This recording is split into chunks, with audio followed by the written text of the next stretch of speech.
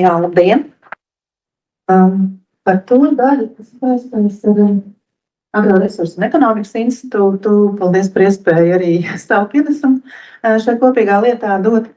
Un es pavisam īsti, jo mēs tiešām ar ļoti nelielu daļu piedalāmies arī, es izmantoju šos te klasiskos cipariņus, kā jau iepriekš minēju.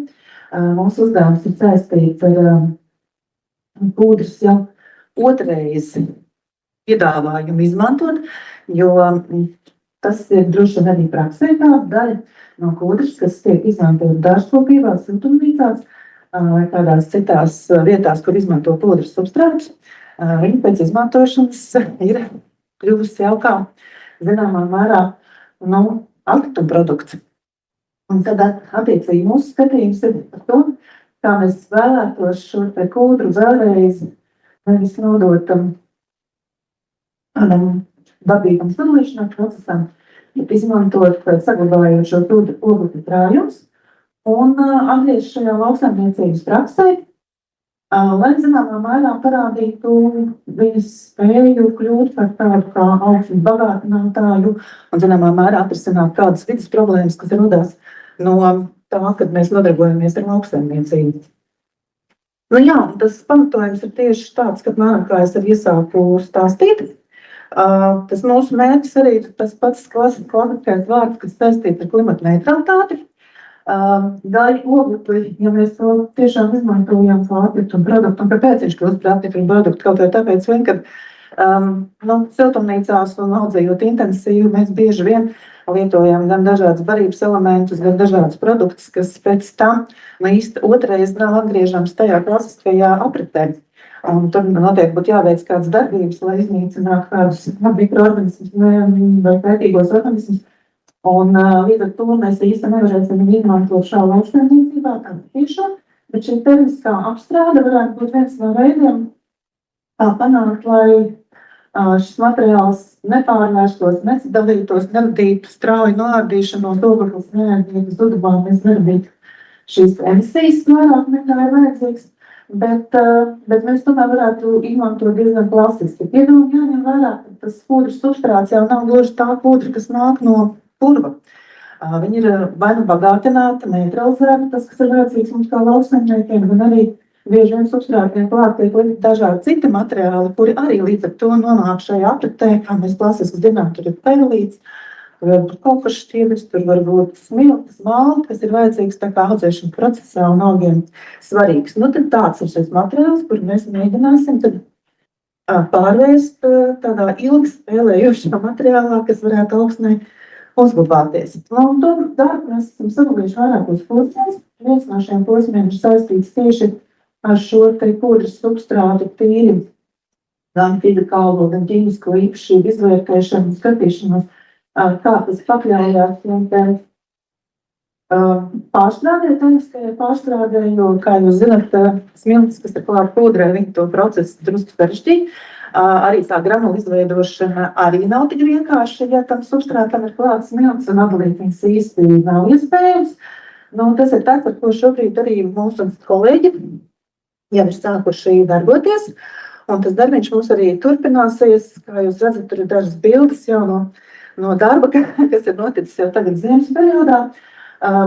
Drusku tas ir saistīts arī mūsu ikdienas praksi, jo mūsu institūts nodarbojas arī ar selekciju, un šis pūdras substrāts mums paliek pāri arī pēc mūsu selekcijas materiāla pavairošanas siltumnīcās. Tas ir arī mūsu pirmais eksperimenta, kā teikt, avots, ar kuru sākam strādāt. Tad mēs arī jau pamanām jau tās lietas, kas izdodas un kas neizdodas. Pēc tam, ko mēs esam šeit parādīt, tas schēma, kā mēs varam redzēt, tīri vai vizuāli redzēt, kā notiek šī pūdras pārstrāde tajā termiskajā ceļā. Un tas, kas mums ir jārada produkts, kuru pēc tam varētu lietot lauksaimniecībā. Tas nozīmē jārada tāds produkts, kuru var arī mehāniski, tehniski uz lauka iestrādāt, ja tas būs putekļveidīgs vai savādāk sarežģīti, tā teikt, iestrādājums augsnē, tad tas, protams, arī nebūs interesanti. Un tas ir arī tas darbs, ko mēs mēģināsim darīt tagad pašā projekta sākuma etapā. Un tad, kad ir radīts šis produkts, protams, loģiski ir jānoskaidro viņa īpašības un kā viņš īsti strādā. teiksim, nonākot reālā vidē, saskaroties ar reāliem laukaugiem un ar tiem procesiem, kas notiek veģetācijas periodā. Un tā kā mēs zinām, ka šis stingri noglabātais ogleklis, viņš nebūs kaut kas tāds materiāls, kas radīs uzreiz kaut kādu raci saskatāmu milzīgu ražas pieaugumu vai kādas citas īpašības tādas klases lauksaimnieki vēlās, tad mūsu pienākums būtu parādīt tās labās lietas, ko šī te ogles iestrādāšana varētu dot. Un šeit mēs drusku ceram, ka mums izdosies noskaidrot tādas lietas, vai šī ogļu iestrādāšana tiešām reāli palīdz aizturēt barības vielu izskalošanos, vai noplūdu, kas arī tā teikt ir tāds vidas stāsts, un drusku arī papētīt, kā mainās šis biomateriāls tīra laika vienībās, teiksim, vairākas reizes, vairākas sezonas audzējot, kāds mainās šī biomateriāla īpašības. Nu, un trešais uzdevums, ar ko mēs ceram nonākt jau tādā lielā platībā un tādā stipri pietuvinātos apstākļos klasiskai lauksaimniecībai, tas ir izstrādāt šādu lauku izmēģinājumu, vairāku sezonu pētījumu, ja augsnē tiek iestrādāts šī no podras iegūtās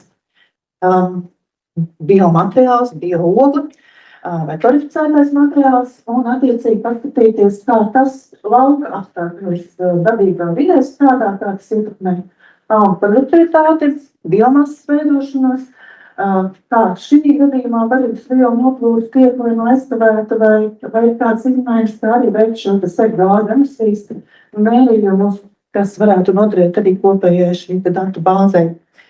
Un mēs ceram, ka mums izdosies 3 sezonas, tas ir 3 veģetācijas periodi. 3 veģetācijas periodi nav ilga laiks, lai novērtētu pašas ogles īpašību, teiksim, izmaiņas, bet mēs darīsim, ko varēsim. Laiks ir tieši tik daudz, cik viņš ir, un mēs esam pateicīgi par to pašu. Klusībā ceram, ka šis poligons paliks arī pēc izmēģinājuma šī un pēc šī projekta. Attiecīgi, ja būs iespēja, tad arī turpināsim viņu jau kā tādu stacionāru izmantot citos pētījumos.